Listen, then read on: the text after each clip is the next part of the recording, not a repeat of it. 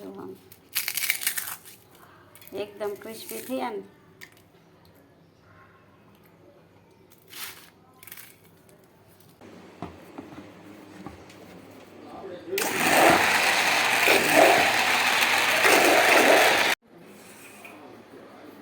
સીતારામ, જય શ્રી કૃષ્ણ. આપણે છે ને આજે સાબુદાણાની વેફર બનાવવાની છે.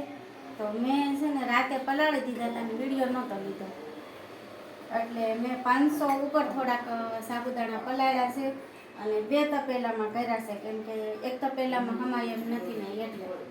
તો તમે જુઓ છો, જો આ સાબુદાણાની વેફર આપણે ફરાળમાં હાલે ને આમ ખાવી હોય તોય હાલે. તો મેં આને જો બ્લેન્ડર ફેરવી દીધું છે અને ઝીણું કરી નાખ્યું છે.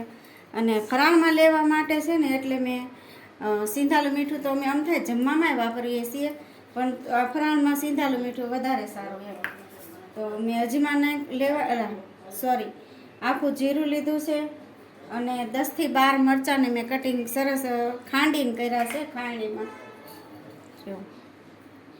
ખાંડીને કર્યા છે અને બસ મારે એટલી વસ્તુ નાખવાની છે. બધા ઘણું નાખતા હોય છે કે તે તીખા વાટીને નાખવા હોય મરી મસાલો એ નખાય, પણ મારે આ રીતે કરવાનું છે.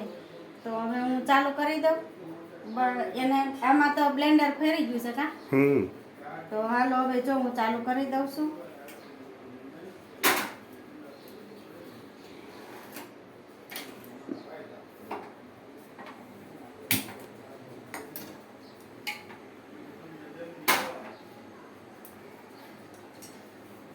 આવી રીતે સરસ બ્લેન્ડર ફેરવીને એકદમ ઝીણું કરી નાખ્યું છે. જુઓ એકદમ સરસ ઝીણું થઈ ગયું અને ઉકળે એટલે અસલ આમ સરસ આમ મજાનું પાતળું થઈ જશે.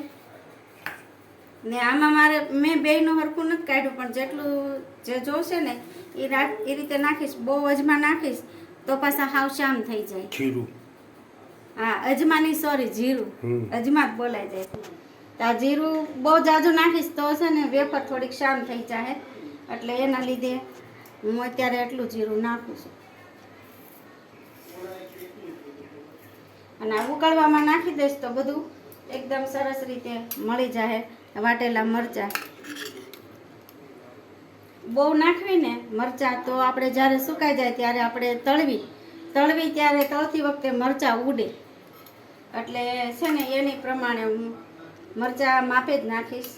અમારે આમે ઓછા જોવે એટલે, કેમ કે તળતી વખતે આમે તે તળીએ ને ત્યારે તીખાશ થોડીક આમ ઉડે.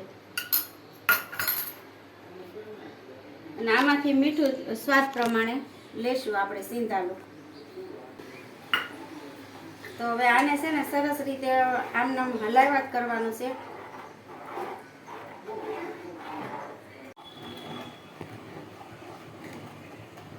આમનામ હલાવતું રહેવાનું છે કન્ટિન્યુ ચાલુ, કેમ કે નકર નીચે છે ને બેસી જાય એટલા માટે. તો જો આવું સરસ થઈ ગયું. 2 તપેલામાં કાંઈ રે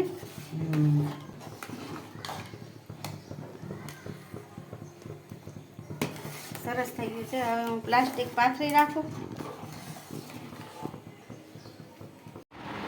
તો જો મને હિરેન મદદ કરાવવા માંડ્યો છે અને પાથરવા માંડ્યો છે. કા બેટા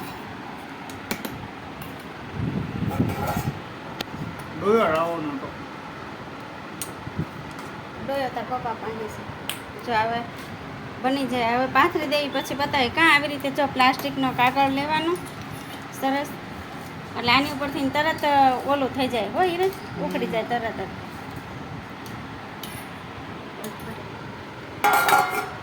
જો આ સરસ થઈ ગયું છે. હવે કા 500 સાબુદાણા તો જેકાર થઈ ગયું.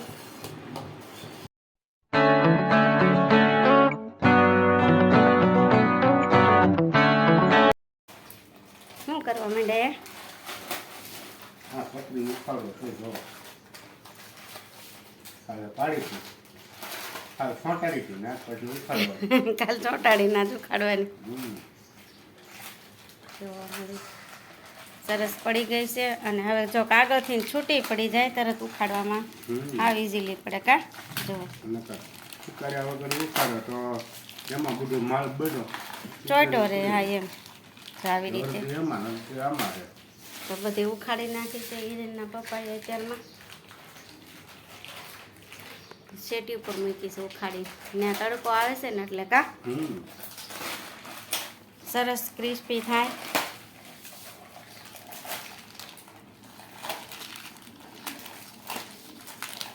આજે બીજો દિવસ છે હો, કાલે પાડી હતી અને કાલ પછી અમારે બહાર જવાનું થયું હતું એટલે પાડીને કામ કરીને પછી વૈયા ગયા હતા કા બપોરે. ને બપોરે હજી હુકાણી બરોબર નહોતી કેમ કે આને તડકો જોવે, તડકો હતો નહીં કા. હજી 2 દિવસ થશે. હજી સારી કકડી થઈ જાય હતા. હજી થોડીક આમ ચવડ જેવી છે કેમ કે આખી રાત પંખે રહી ને.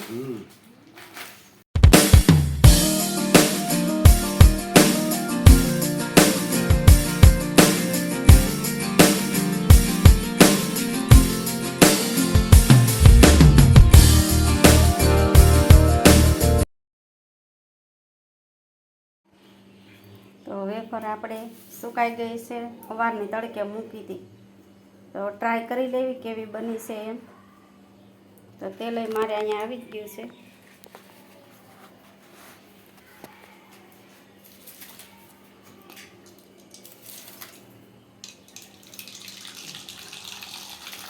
તો સરસ થાય ને.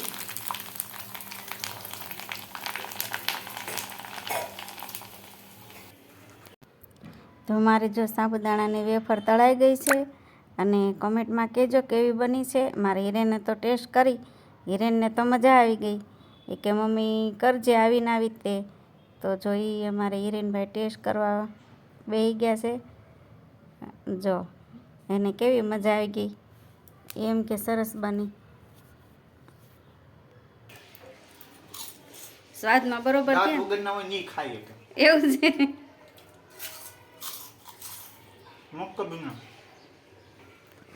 ક્રિસ્પી ક્રિસ્પી કા.